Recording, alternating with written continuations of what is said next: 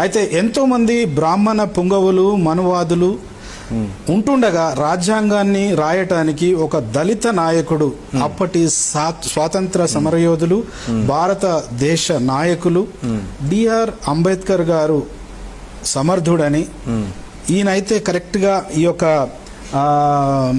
రాజ్యాంగాన్ని రాయగలడు అని ఎలా అనుకున్నారు? ఆ బాధ్యతను ఎలా ఆయనకు అప్పగించారు? రైట్, ఇది ముందు అడిగాను చూడండి. కరెక్ట్ చాలా ఇంపార్టెంట్ క్వశ్చన్, చాలా ఇంపార్టెంట్ క్వశ్చన్ ఇది. ఇంతమంది ఉండగా ఇంత కుట్రపూరితమైనటువంటి పనులు చేసేవాళ్ళు, అంటే కొన్ని పేర్లు మనం తీసినప్పుడు మనకు అవగాహన లేని వాళ్ళకి ఏమనిపిస్తుంది అని అంటే ప్రవీణ్ నోటికొచ్చింది మాట్లాడుతున్నాడని అనిపిస్తుంది. కానీ నిజంగా ఆ రోజుల్లో ఉన్నటువంటి న్యూస్ పేపర్స్, ఆ రోజుల్లో ఉన్నటువంటి హిస్టారికల్ అకౌంట్స్ కనుక మనం తీసుకుని మాట్లాడితే ఎలాంటి పరిస్థితుల్లో శూద్ర లేకపోతే అతిశూద్రులు లేకపోతే నిమ్న జాతులకు చెందిన వాళ్ళు, ముఖ్యంగా అస్పృశ్యులుగా పిలువబడినటువంటి వాళ్ళు ఎలాంటి జీవితాల్లో జీవించారు అనేది అందరికీ తెలిసిన విషయమే. ఉదాహరణ వాడు మాత్రమే కాదు, రాజ్యాంగ నిర్మాణంలో రాజ్యాంగాన్ని రాయటానికి అంబేద్కర్ గారికి ఆ పగ్గాలు ఇచ్చారు అంటే ఆయనతో పాటు ఒక కమిటీ కూడా ఉంది. ఆ కమిటీలో మిగిలిన వాళ్ళు కూడా ఉన్నారు. కానీ ఎవరు పెన్ను పెట్టి ఏది చేయలేరు, అది తెలిసిన విషయమే. ప్లస్ అందులో స్త్రీలు కూడా ఉన్నారు. ఆయనే సపోర్ట్ చేసి మరి స్త్రీలను కూడా తీసుకొచ్చాడు. ఒక చిన్న మాట చెప్పి నేను మీరు అడిగిన ప్రశ్నకు సూటైన సమాధానం దేనికి వస్తాను. బాలగంగాధర్ తిలక్ గారు ఒకానొక సమయంలో ఆయన దాన్ని ఏమంటారు, పాపులర్ రీడింగ్స్ పేజ్ నెంబర్ 77లో బిశ్వమాయ్ పాటిల్ అనేటటువంటి ఆయన రాసినటువంటిది. ఇది నేను సొంతంగా చెప్పేది కాదు. ఆయన ఏమంటాడు అని అంటే ఆయన యొక్క ఆలోచన పద్ధతులు ఎలా ఉంటాయంటే, ఆడోళ్ళకి ఏంది ఇచ్చేది నువ్వు, ఆడోళ్ళు వచ్చి ఏం చేస్తున్నాడు, రొట్టెలు చేస్తారా, ఆడోళ్ళు వచ్చి వండుతారా అని ఆయన తన పేపర్లో రాసుకున్నాడు. తను పబ్లిష్ చేసే డైలీ పేపర్స్ లో రాసుకున్నాడు. ఆడోళ్ళు ఇక్కడికి వచ్చి ఏం చేయాల్సిన అవసరం లేదు, భారతదేశం స్వాతంత్రం మా జన్మ హక్కు అన్నాడు. ఏంటి స్వాతంత్రం ఆయన కోరుకుంటున్నది అనంటే, ఆయన కోరుకుంటున్న స్వాతంత్రం ఏమిటి అనంటే, కుల లేకపోతే ఈ వర్ణ వ్యవస్థలో మేము బ్రతకాలి, నేను బ్రాహ్మణుణ్ణి, నేను అలాగే బ్రతకాలి, నేను తలగా ఉండాలి, అది నా స్వాతంత్రం. అది ఆయన ఉద్దేశంలో స్వాతంత్రం. మీరు అనుకుంటున్నట్లు నేను అనుకుంటున్నట్లు భారతదేశంలో తెల్లోళ్ళు ఉండకుండా వెళ్ళిపోవటం అనే స్వాతంత్రం కాదు. ఆయనకు తెల్లోళ్లతో సమస్య లేదు, అక్కడ చేస్తున్నటువంటి గవర్నెన్స్ చేస్తున్నటువంటి తెల్లోళ్లతో సమస్య లేదు.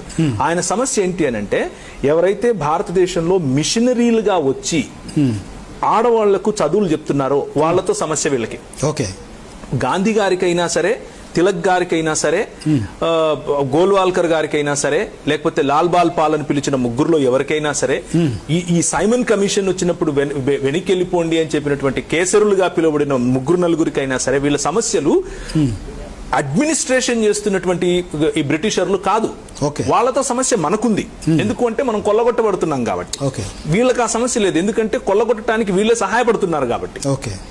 కానీ ఈ రనాడే అని ఒక ఆయన ఉన్నారు బాలగంగాధర్ తిలక్ గారి సమయంలోనే. ఇదే డెక్కన్ ప్రాంతం, అంటే హైదరాబాద్ నుంచి పూణే వరకు ఉన్నటువంటి ప్లటోను డెక్కన్ అని పిలుస్తారు. ఈ ప్రాంతంలో దాన్ని ఏమంటారు, వ్యవసాయం చేసుకునేటటువంటి రైతు కూలీలు వర్షం పడట్లేదు మాకు డబ్బులు ఇవ్వండి అని అంటే డబ్బులు ఇచ్చేవాళ్ళు. ఎవరు? ఈ కులాలకు చెందినటువంటి వాళ్ళు. బాలగంగాధర్ తిలక్ గారి నాయన ఆ సమాజం అంతా కూడా డబ్బులు ఇచ్చి వాళ్లకు 32%, 18%, 36% కూడా రికార్డెడ్ ప్రూఫ్స్, ఇవన్నీ 36% కూడా కొన్నిసార్లు వడ్డీ వసూలు చేసినటువంటి సమయాలు. ఆ సమయంలో ఇదే డెక్కన్ ప్రాంతంలో ఉన్నటువంటి క్రైస్తవ మిషనరీలు ఇక్కడున్న నిజాంతోనూ, అక్కడున్నటువంటి సతారా ప్రాంతంలో ఉన్నటువంటి పాలకులు, అలాగే బ్రిటిష్ ప్రభుత్వంతో కలిసి వాళ్ళు ఒక దాన్ని ఏమంటారు, డెక్కన్ ప్రాంతంలో ఇలా జరగటానికి వీలు లేదు అని చెప్పి దారా అనే యాక్ట్ తీసుకొచ్చారు. ఆ యాక్ట్ ప్రకారంగా వీళ్లకు కేవలం 25 పైసలు లేకపోతే 75 పైసలు ఈ విధంగా, అంటే తక్కువ వడ్డీకే రుణాలు వచ్చేటట్లుగా ఒక యాక్ట్ తీసుకొచ్చారు. అది ఈయన కోపం. ఈయనకు స్వాతంత్రం మా జన్మ హక్కు అని అంటే, మీరు నేను చదువుకునే స్వాతంత్రం కాదు, మీరు నేను పార్లమెంట్కి వెళ్లే స్వాతంత్రం కాదు, మీరు నేను మాట్లాడే స్వాతంత్రం కాదు, మీరు టీవీ ఛానల్ పెడతారు అని అంటే తిలక్ గారే ఫస్ట్ ఎత్తుకొని వస్తారు కత్తి మీ మీదికి. అర్థమైందా? సో ఆ స్వాతంత్రం గురించి కాదు. అంబేద్కర్ గారు అలాంటి పరిస్థితుల్లో అంబేద్కర్ గారు నిలబడి రాజ్యాంగం ఎలా రాయగలిగారు అని అంటే ఇప్పుడు చూడండి, ఇదే బాంబే పూనా ప్రాంతాలలో అక్కడ ఉన్నటువంటి యువకులు యువతులు అందరూ కూడా కలిసి ఈ అంబేద్కర్ గారి యొక్క ఆలోచన వైపుకు ఎక్కువగా మగ్గుతున్నారు, కొన్ని లక్షల మంది. ఆ సమయంలో తిలక్ గారు వేసినటువంటి స్కెచ్ చూడండి, అంతకు ముందు లేనటువంటి వినాయక చవితి వెంటనే పుట్టుకొచ్చింది. ఓకే, ఇప్పుడు వినాయక చవితి ఏదైతే చేస్తున్నారో గణేష్ చతుర్థి అని మన ఇళ్లలో మన అపార్ట్మెంట్స్ లో పెడుతూ ఉంటారు కదా, అది రీసెంట్ గా వచ్చినటువంటి తిలక్ గారు ప్రవేశపెట్టినటువంటి పండగ. ఓకే, అంతకుముందు పండగ ఉంది కానీ ఇంత పెద్ద దీంట్లో చేయలేదు. ఇంత పెద్ద దీంట్లో ఎందుకు చేశారు అనంటే వీరికి కావలసిన స్వాతంత్రం ఇదే.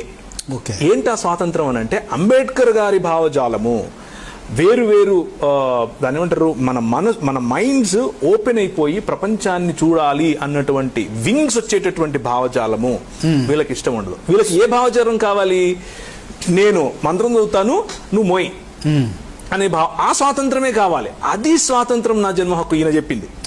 ఆ స్వాతంత్రం జన్మ హక్కు వచ్చాడు. కానీ అంబేద్కర్ గారు వీళ్ళ ఉద్దేశంలో, తిలక్ గారి ఉద్దేశంలో ఒకప్పుడు బీహార్ నుంచి విడిపోయి అంటార్కిటికా వచ్చిందని చెప్పాడు ఈయన.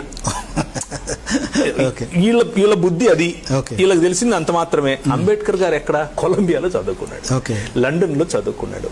మొట్టమొదటి 10th పాస్ ఆయనే దళితుల్లో నుంచి, మొట్టమొదటి బ్యారిస్టర్ ఆయనే దళితుల్లో నుంచి, మొట్టమొదటి PhD హోల్డర్ ఆయనే దళితుల్లో నుంచి, MAలు MPhilలు PhDలు ఆయన చదివిన డిగ్రీలు మొత్తం చదివితే కూడా, అంటే ఆయన చదివిన డిగ్రీలు మొత్తం చదవటానికి కూడా వీళ్ళకి ఓపిక ఉండదు.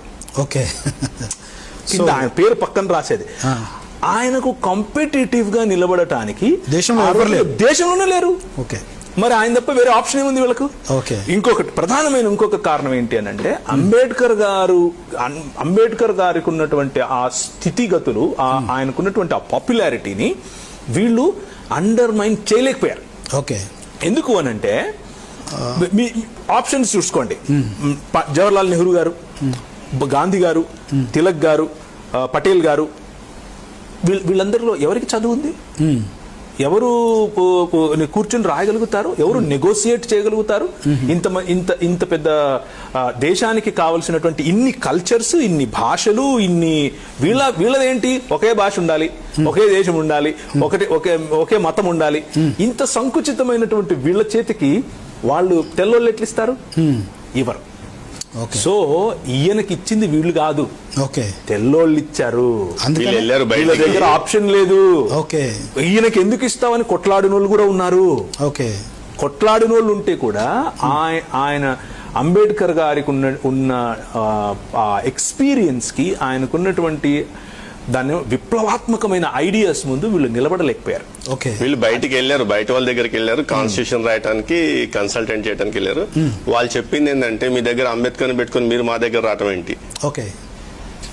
సో ఆప్షన్ లేదు వాళ్ళకి, వేరే ఆప్షన్ ఆల్రెడీ వాళ్ళకి మనం ఉంది కదా, మళ్ళీ కొత్తగా ఈ చట్టాన్ని, లేకపోతే ఈ బహుశా అదే నిజమైన కారణం. బహుశా అంటున్నాను. అందుకని వీళ్ళ చేతికి ఇచ్చింటే మనువాదమే రాసేవాళ్ళు. ఏమి, నువ్వు పుట్టకోశ పెట్టుకోవాలి, నువ్వు నెత్తిని పూలు పెట్టుకొని తిరగకూడదు, నువ్వు చేతికి గాజులు వేసుకోకూడదు, నువ్వు చదువుకోకూడదు. ఆయన పేపర్లలో కూడా అదే రాసుకున్నాడు కదా తిలక్ గారు. ఏమి, ఆ తిలక్ గారే కాదు, గాంధీ గారు సైమన్ కమిషన్ వచ్చినప్పుడు ఆయన చేసినటువంటి పనులు కానివ్వండి. అంటే ఈ తక్కువ జాతి ప్రజల పట్ల వాళ్ళకు ఉన్నటువంటి చిన్న చూపు, కేవలము ఈ 10% ఉన్నటువంటి సవర్ణులు మాత్రమే సరిగ్గా ఉండాలి, లేకపోతే 18% ఉన్నటువంటి సవర్ణులు మాత్రమే బాగుండాలి, మిగిలిన వాళ్ళందరూ కూడా మా కాళ్ళ క్రింద ఉండాలి అన్నటువంటి భావజాలం ఏదైతే ఉందో, ఆ భావజాలాన్నే వాళ్ళు రాజ్యాంగంగా రాసేవాళ్ళేమో. అది ప్రపంచమంతా తెలుసు కదా. అప్పటికే తెల్లోడు పేజీల మీద పేజీలు రాసుకుంటూ వెళ్ళాడు కదా, ఈయన తప్ప వేరే ఆప్షన్ ఏముంది? రైట్. నిన్న ఆ వ్యతిరేకత ఈ రోజు కూడా ఉండడానికి గల కారణం మనువాదులు ఇంకా హిందుత్వ అనే ఆ వాదాన్ని పెంచి పోషిస్తున్నారు అని అనుకోవచ్చా? మనువాదము, హిందుత్వవాదము, బ్రాహ్మణవాదము ఇవన్నీ కూడా సినానిమ్స్. ఆర్యవాదము ఇదంతా సినానిమ్స్ అనమాట. అంటే ఒకటే. మీరు ఆర్య అంటే ఒప్పుకోరు కదా, ఇప్పుడు ఆర్య అంటే ఒప్పుకునే పరిస్థితి లేదు. ఎవరు వాళ్ళ వాళ్ళు ఒప్పుకోవడం ఏంది, పుస్తకాలు రాసుకున్నారు మేము 6 మంది. ఇప్పుడు ప్లేట్ ఫిరాయిస్తారు, అది మామూలే. వీళ్ళు ఎలా ఏ టైప్ అంటే అంబేద్కర్ గారిని ఫస్ట్ కొట్టాలని, చంపాలని, హింసించాలని చూసేది వీళ్ళే. ఆయన చనిపోయిన తర్వాత ఆయన ఫోటోకు దండలేసి ఈయన దేవుడు అనేది వీళ్ళే. సో సామదాన భేద దండోపాయాలు చేసేయాలి, ఏది కాకపోతే మావాడే అంటారు. ఇది అందరికి తెలిసిన విషయమే. ఇకపోతే అక్కసు ఎందుకు అన్న విషయాన్ని నేను ప్రస్తావిస్తాను.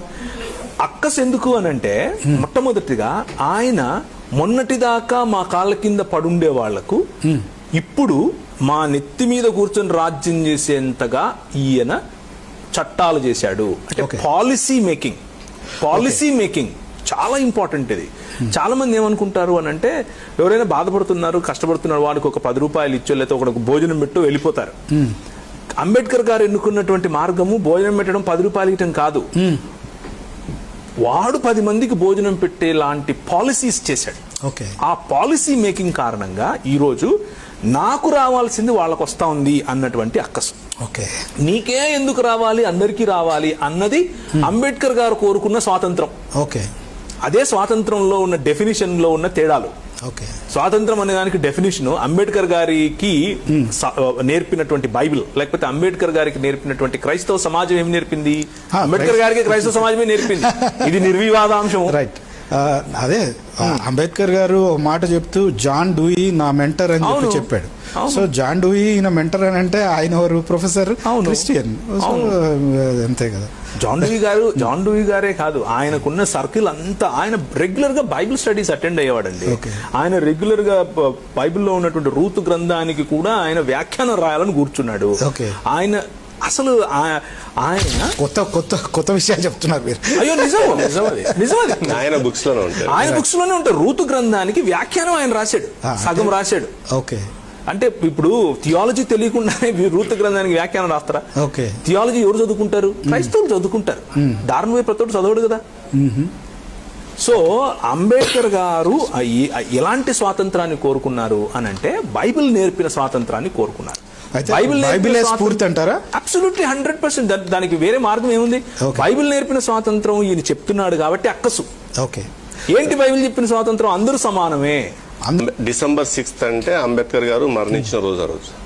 కానీ ఇదే December 6th ని టార్గెట్ చేసుకుని, అదే December 6th రోజు బాబ్రీ మసీద్ని కూల్చివేసి, అదే December 6th ని బ్లాక్ డే గా ప్రకటించి అంబేద్కర్ గారిని ఆ రోజు జ్ఞాపకం చేసుకోవడానికి వీలు లేకుండా చేసి పడేసినారు.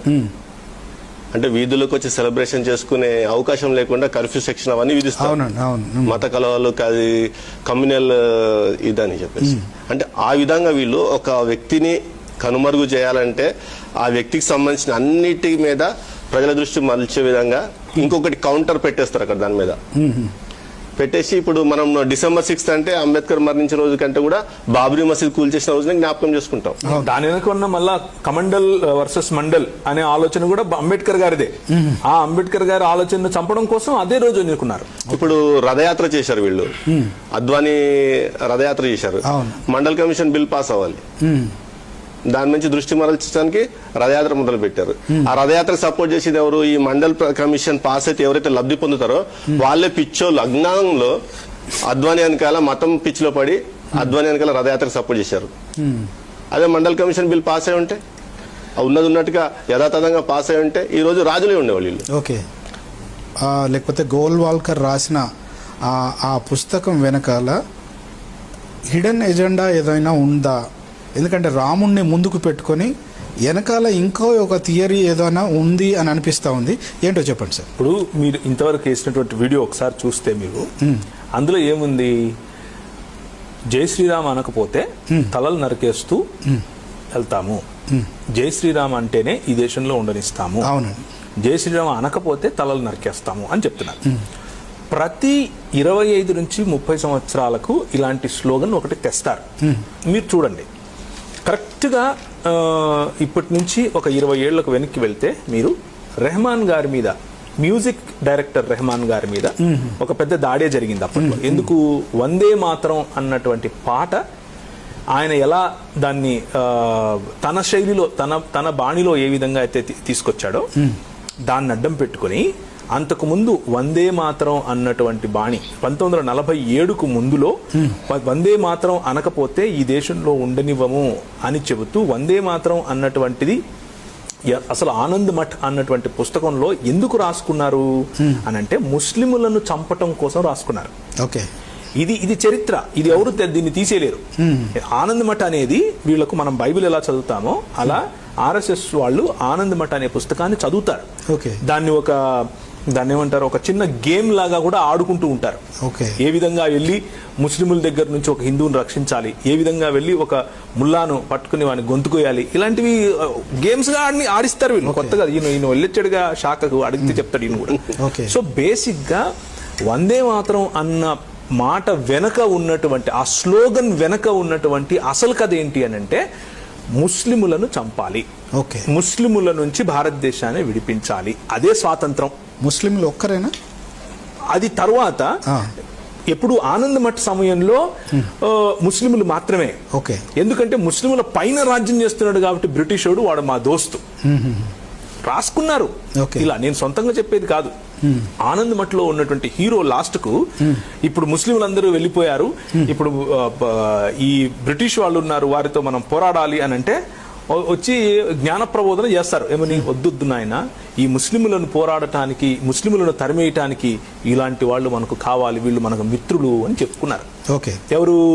బ్రిటిష్ వాళ్ళు. సో వందే మాతరం అనే స్లోగన్ వెనక అంత స్టోరీ ఉంది. ఇప్పుడు వీళ్ళు రాముడిని తీసుకొస్తున్నారు. మాత పోయిందా, రాముడు. తర్వాత 90లలో ఏం తీసుకొచ్చారు? అయోధ్య తీసుకొచ్చారు. గుర్తొస్తుందా మీకు?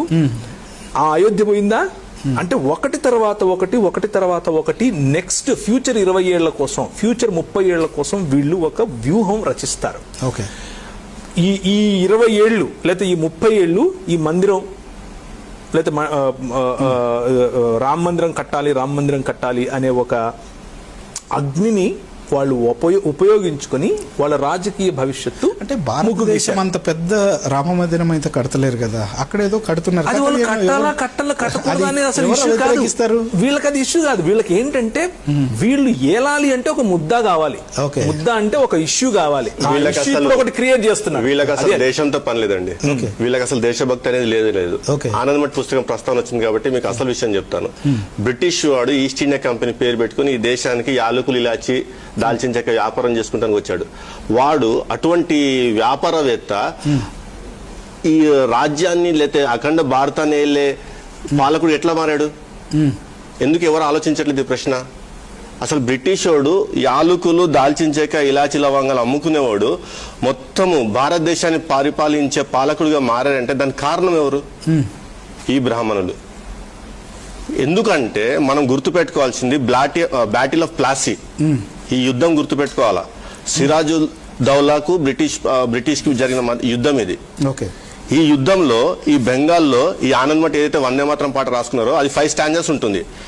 ఇప్పుడు ఆ 5 స్టాంజర్స్ ఇప్పుడు కొత్తగా వస్తున్న ఆనంద్ మఠ్ బుక్స్ లో మార్చేశారు, సెక్యులరైజ్ చేసేసారు ఆ పద్యానంతా 5 స్టాంజర్స్ ని. అంతకుముందు పాత ఎడిషన్ లో, ఒరిజినల్ ఎడిషన్ లో స్టాంజర్స్ అంతా కమ్యూనల్ స్టాండ్ లో ఉంటుంది. ఆ పాట అంతా ముస్లింస్ ని చంపాలా నరకాలా చేయాలని చెప్పేసి ఆ ముస్లింస్ ని ఇది చేయడానికి వీళ్ళు బ్రిటిష్ వారికి తొత్తులుగా మారి బ్రిటిష్ వాళ్లకు సహాయం చేసి బ్రిటిష్ వాళ్ళు సిరాజుద్దౌలా మీద గెలవడానికి సహాయం చేసినారు. ఎప్పుడైతే ఆ బ్యాటిల్ ఆఫ్ ప్లాసీలో గెలిచారో 1757 జూన్ 23 అక్కడి నుంచి బ్రిటిష్ వాళ్ళు భారతదేశాన్ని ఒకదాని తర్వాత ఆక్రమించుకుంటూ వచ్చారు. ఈ బ్రిటిష్ ప్రభుత్వానికి తొత్తులుగా మారింది బ్రాహ్మణులు. అదే ఆ రోజు బ్రిటిష్ ప్రభుత్వానికి సహాయం చేయకపోతే సిరాజుద్దౌలా గెలిచేవాడు కదా, ఈ బ్రిటిష్ పాలన వాళ్ళకి వెళ్లే వాళ్ళం కాదు కదా. వీళ్ళు దేశం కోసం ఏనాడు చేయరు. కరెక్టే. Okay, right. నేను ఇప్పుడు ప్రవీణ్ పగడాల గారిని నేను అడిగే ప్రశ్న ఏంటంటే, హైందవ గ్రంథాలు ఏవైతే ఇప్పుడు బ్రదర్ చెప్పాడో అందులో వ్యక్తి స్వేచ్ఛ లేకపోతే స్వాతంత్రం అనే ఫిలాసఫీ లేదు. సో క్రైస్తవ వాంగ్మయంలో కూడా స్వేచ్ఛ స్వాతంత్రం అనేది అందరికీ ఉన్నాయా లేవా? ఇక్కడ కూడా ఈ ప్రోటోకాల్ ఏమైనా ఉందా? తక్కువ ఎక్కువ అనే ప్రోటోకాల్ ఏమైనా ఉందా? అసలు ఉందా లేదా? రైట్. సో మన సాంబశివరావు గారు ఇంకొంచెం ఎక్కువ దాంట్లో నుంచి మాట్లాడతానన్నారు కాబట్టి నేను ఆ వైపు వెళ్ళను. రైట్. సాంబశివరావు గారే మాట్లాడతారు. అయితే బైబిల్ గ్రంథంలో నుంచి చెప్పాల్సినటువంటి స్వాతంత్రం గురించి మనం మాట్లాడాలని అనుకుంటే బైబిల్ గ్రంథం మొత్తంకు ఉన్నటువంటి ఒకే ఒక్క ఫిలాసఫీ ఏంటి అని అంటే స్వాతంత్రం. అది మాత్రమే బైబిల్ ఫిలాసఫీ. దాన్ని మించి లేకపోతే దానికి బయట ఇంకేది లేదు. అంటే ఏ స్వాతంత్రం గురించి దాని గురించి కూడా మాట్లాడతాను.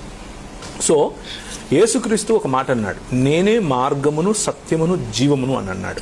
ఈ మూడు లేకపోతే మనిషి స్వాతంత్రంలో ఉండడు. ఈ మూడు లేకపోతే మనిషి బానిసత్వంలో ఉంటాడు. బానిసత్వం నుంచి బయటికి రావటానికి ఆయన మార్గం. బానిసత్వం నువ్వు బానిసగా బ్రతకాల్సిన అవసరం లేదు, నేను వచ్చేసాను అని తెలుసుకునే సత్యమే బానిసత్వ విముక్తి. అలాగే నువ్వు కోల్పోయిన జీవితాన్ని నేను ఇస్తాను, అబండెంట్ గా ఇస్తాను, అంటే ఎక్కువగా ఇస్తాను అని చెప్పి పిలిచేటటువంటి జీవమే ఈ బైబిల్ చెప్పేటటువంటి జీవం. కాబట్టి స్వాతంత్రానికి అవసరమైనటువంటి ఈ మూడు యేసుక్రీస్తు అవి చేయటానికే వచ్చాడు. ఇది నేను ఎలా చెప్పగలుగుతున్నాను అని అంటే లూకాసు వార్త 4వ అధ్యాయంలో మనం చూస్తాం. ప్రభువు ఆత్మ నా మీద ఉన్నది, బీదలకు సువార్త ప్రకటించుటకును, చెరలో ఉన్న వారిని విడిపించుటకును, గుడ్డి వారికి కన్నులు తెరుచుటకును అంటూ ఆయన యెషయా గ్రంథం 61వ అధ్యాయంలో ప్రవక్తల గ్రంథం యొక్క సారాంశముగా చెప్పబడేటటువంటి ఆ అధ్యాయములు ఏదైతే ఉందో 50 నుంచి 62 వరకు 64 వరకు ఉన్నటువంటివన్నీ కూడా ఇశ్రాయేలును ఎందుకు దేవుడు ఎన్నుకున్నాడు అన్నటువంటి నరేటివ్, ఒక కథనంగా అది ఉంటుంది. ఎందుకు అనంటే ఎందుకు ఎన్నుకున్నాడు అనంటే ఇప్పుడు యేసుక్రీస్తు ఇచ్చేటటువంటి మార్గ సత్య జీవములు ఏంటి, ఈ యేసుక్రీస్తు ఆఫర్ చేసేటటువంటి ఫ్రీడమ్ ఏంటి, మనుష్య కుమారుడు నిన్ను స్వతంత్రుడుగా చేస్తే నువ్వు స్వతంత్రుడివి అయి తీరతావు అని యోహాను సువార్త 8వ అధ్యాయంలో చెబుతాడు. ఏంటి ఇంతకు ఈ స్వాతంత్రం అని అంటే ఇప్పుడు బైబిల్ చెప్పే అసలు స్టోరీ తెలుస్తుంది. చాలా మంది ఏమనుకుంటారు అని అంటే బైబిల్ యొక్క కథనం ఈ లోకమంతా మాయ, ఈ లోకమంతా వేస్ట్, ఇక్కడ చనిపోయి మనం పరలోకం వెళ్ళిపోవాలి అనేటట్టు అనుకుంటూ ఉంటారు. అంటే భూమి అంటే లోకంలో ఉండి లోకానికి అతీతంగా బ్రతకాలి అనే ఆ ఫిలాసఫీ నిజానికి లోకంలో మనం ఉంటాము, లోకానికి అతీతంగా కాదు, లోకంలోనే ప్రజలతో మమేకమై బ్రతకాలి అని బైబిల్ చెప్పే ఫిలాసఫీ. అది చెప్పింది ప్లేటో. మీరు ఏదైతే అంటున్నారో అది ప్లేటో చెప్పాడు, ప్లూటార్క్ అని ఆయన చెప్పాడు. అది పౌలు చెప్పలేదు. సో కొంచెం మిస్కన్సెప్షన్ ఉంది. అందుకనే ఈ పుస్తకం దేవుని రాజ్యం అనే పుస్తకం నేను రాశాను, మీకు బహుకరించాలనుకుంటున్నాను. కొద్దిసేపు తర్వాత నేను మీకు బహుకరిస్తాను. ఇప్పుడు సో బేసిక్ గా బైబిల్ చెప్పేటటువంటి స్వాతంత్రం ఏమిటి అని అంటే దేవుడు ఉన్నాడు, దేవుడు సృష్టి చేశాడు. ఈ సృష్టిని హెవెన్ అండ్ ఎర్త్ టుగెదర్, ఆ భూమి ఆకాశములను చేశాడు. ఎందుకు ఆయన చేశాడు అలా అంటే దేవుడు వచ్చి మనుషులతో ఆయన నివాసం ఉండాలి అని ఆశపడ్డాడు. అది దేవునికి ఉన్నటువంటి కోరిక, ఇచ్ఛ. మనుషులు స్వతంత్రులుగా ఉంటూ నన్ను ఆరాధించాలి, స్వతంత్రులుగా ఉంటూ నాకు సామంతరాజులుగా ఉండాలి అని కోరుకున్నాడు. మనుషులకు అధికారం ఇచ్చాడు, మనుషులకు తన స్వరూపాన్ని ఇచ్చాడు, తన పోలికనిచ్చాడు. మనుషులకు ఆయన చెప్పేటటువంటి నిర్వచనాలు, సంబంధాల గురించి, అలాగే సృష్టి గురించి, పశుపక్షాదుల పైన, అన్నిటిపైన ఒక చక్కటి నిర్వచనం మీరు ఇవ్వండి అని చెప్పి వారికి అధికారం ఇచ్చి వారిని ఫలించమన్నాడు, విస్తరించమన్నాడు, భూమిని నిండించమన్నాడు, దాన్ని ఏలమన్నాడు. కానీ మనుషుడు ఏం చేశాడు అంటే ఈ జీవాధిపతి అయిన దేవుని యొక్క సామంతుడిగా, లేకపోతే ఆయన యొక్క ఇమేజ్ బేరర్ గా, ఆయన యొక్క స్వరూపమును మరియు పోలికను తీసుకుని నడవాల్సినటువంటి బాధ్యతను విస్మరించి ఆయన వంటి వాడిని అవుతాను అని అనుకున్నాడు. నేను అంటే స్వేచ్ఛయనిన యథేచ్ఛవర్తన కాదు అని తెలుగులో ఒక పద్యం ఉంటుంది. స్వేచ్ఛయనిన యథేచ్ఛవర్తన కాదు అన్నది బైబిల్లో నుంచి తీసుకున్నటువంటి ప్రిన్సిపల్. ఎందుకు అనంటే దేవుడు బౌండరీస్ ఉంచాడు. బౌండరీస్ ఉంచి ఇందులో నువ్వు రాజ్యం చేయి అన్నాడు. మనిషి ఏమన్నాడు అని అంటే నాకు బౌండరీస్ వద్దు, నేను డిసైడ్ చేస్తాను నేనేం చేస్తాను అని అన్నాడు.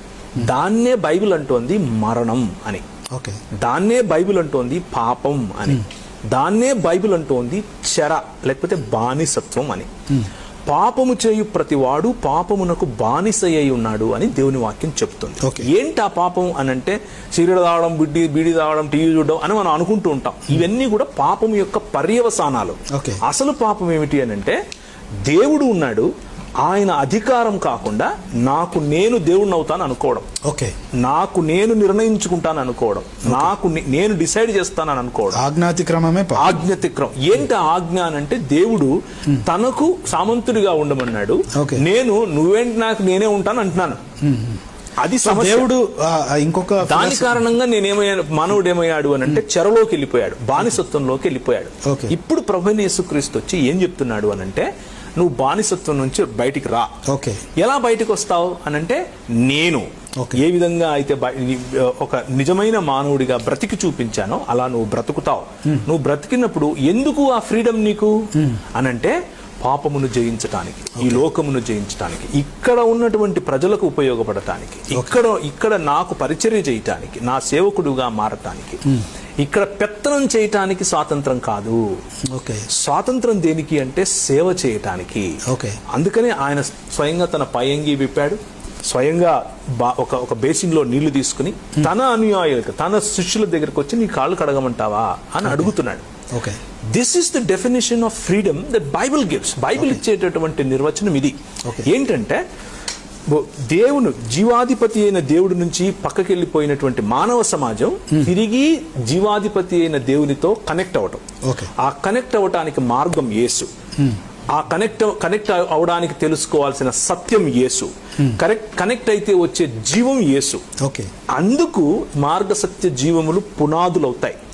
ఆ పునాదుల మీద నిలబడిన ప్రతి ఒక్కరూ కూడా తిరిగి జీవిస్తారు, చనిపోయినా జీవిస్తారు, ఎప్పటికీ జీవిస్తారు, నిత్యము జీవిస్తారు.